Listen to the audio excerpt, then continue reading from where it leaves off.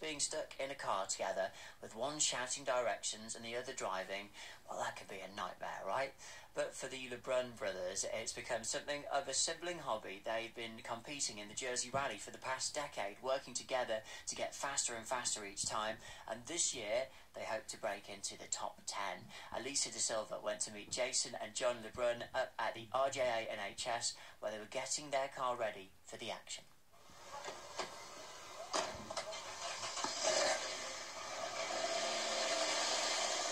My name's Jason Lebrun and I'm the navigator.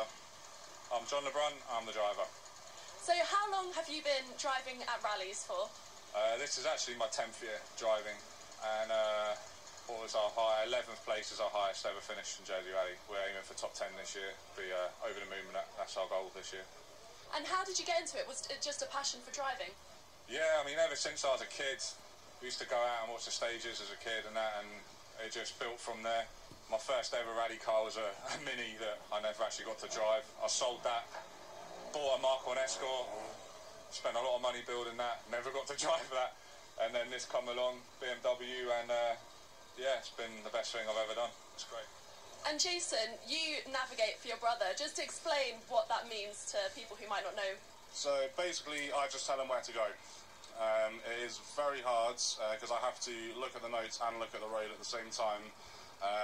There has been a few times I've messed up, but most of the time I get it right and we get to the end. And how important is it to have someone in the car telling John, you know, where he's going? It's very important.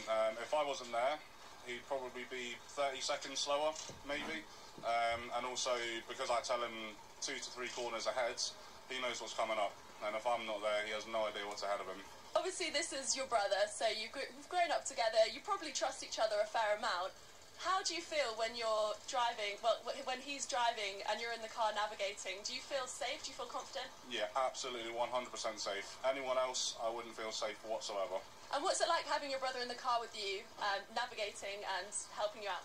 It is a massive trust thing, like, so if he tells me on a blind corner, it's a 6th gear corner, don't lift, I trust him, I'll keep it flat and 6th and I won't lift.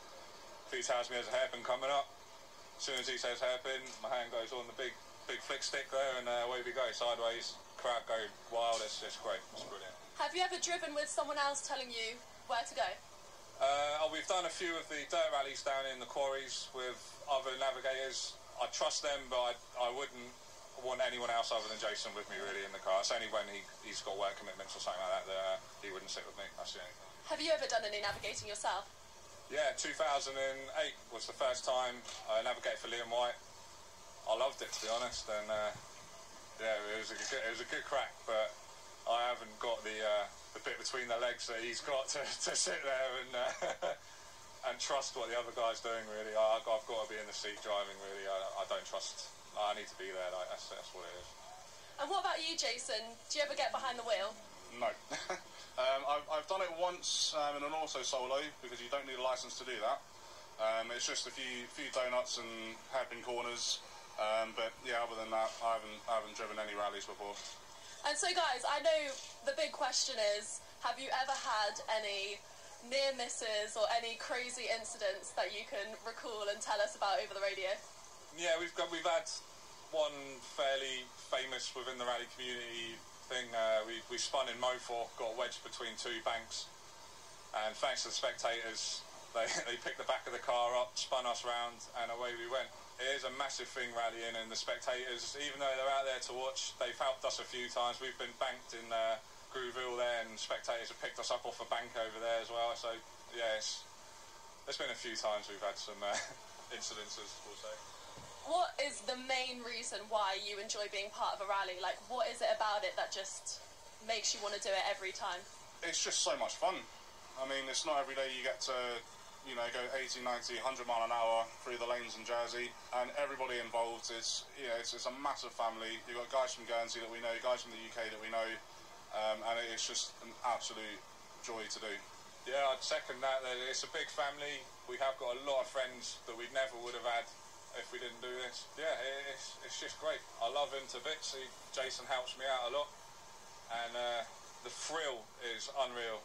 knowing that there's not a policeman stood round the corner with a speed gun, knowing there's no horses there, knowing, you know, you can commit to every corner 100%, yeah, it's great, it's brilliant. Legally doing it is amazing, yeah. So what do you want to get out of this weekend? What do you hope for this weekend? The goal this year is, one, to finish, and we'd love the top 10. We haven't broke it yet.